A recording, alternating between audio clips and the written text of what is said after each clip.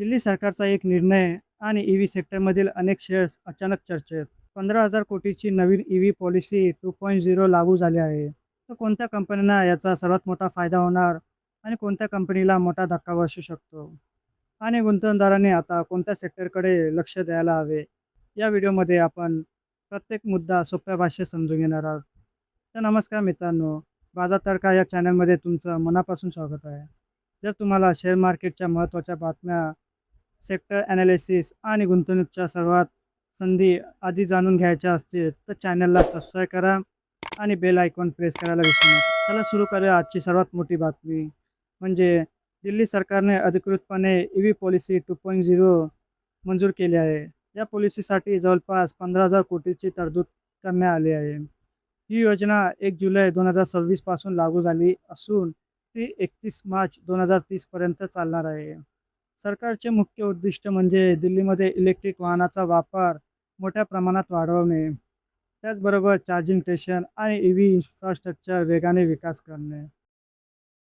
सर्वात मोठी बातमी म्हणजे 1 एप्रिल 2028 नंतर दिल्लीमध्ये नवीन पेट्रोल किंवा CNG दुचाकीची नोंदणी होणार नाही. तर 1 जानेवारी 2027 पासून नवीन ऑटो रिक्षा फक्त इलेक्ट्रिक स्वरूपातच नोंदवण्यात येतील. मात्र इथे एक महत्त्वाचा गैरसमज दूर करूया. ही बंदी फक्त नवीन वाहनावर लागू आहे. सध्या तुमच्याकडे असलेली पेट्रोल किंवा CNG गाडी पूर्णपणे वैध राहणार आहे. तुम्ही ती पूर्णपणे वापरू शकता. सरकारने जुन्या वाहनावर कोणतीही बंदी घातलेली नाही.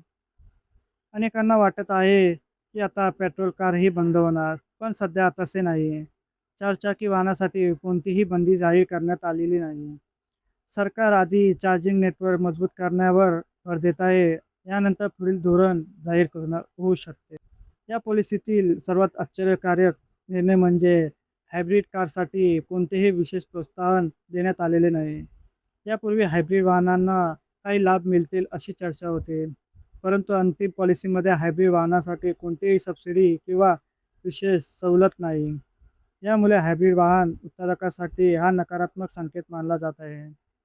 सरकारने ईव्ही खरेदी करणाऱ्यांसाठी मोठे प्रोत्साहन जाहीर केले आहे.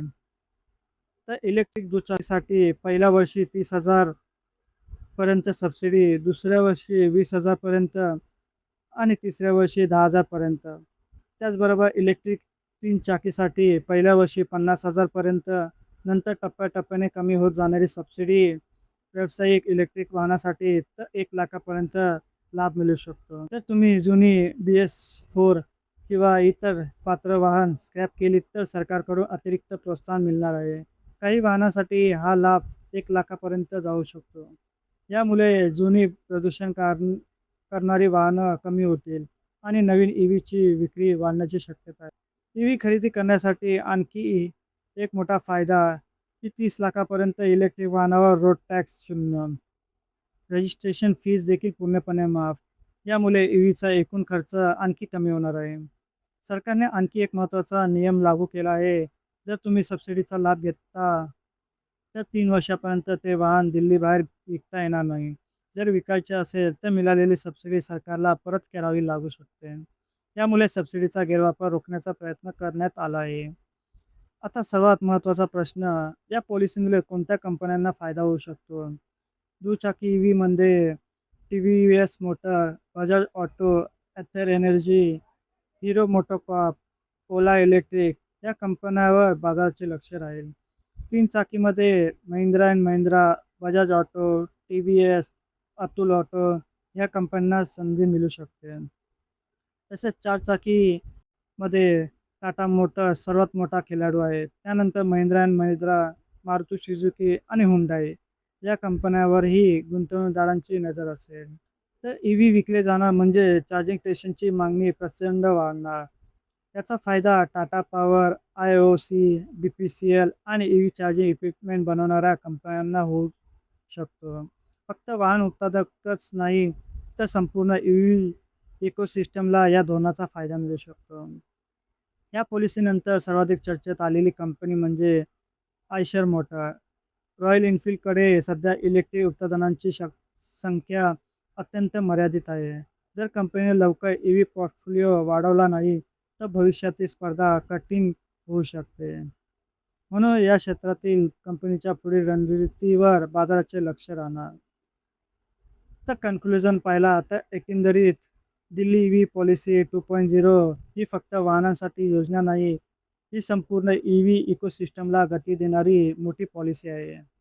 वाहन उत्पादन, बॅटरी कंपन्या, चार्जिंग इन्फ्रास्ट्रक्चर, पॉवर कंपन्या आणि ई-व्ही कंपोनंट बनवणाऱ्या उद्योगांसाठी पुढील काही वर्ष महत्त्वाचे ठरू शकतो.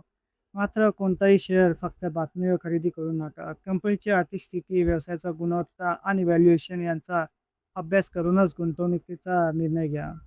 जर हा व्हिडिओ माहितीपूर्ण वाटला असेल तर लाईक करा, शेअर करा आणि बाजार तडका चॅनलला सबस्क्राईब करायला विसरू नका. पुन्हा भेटूया पुढच्या व्हिडिओमध्ये. धन्यवाद.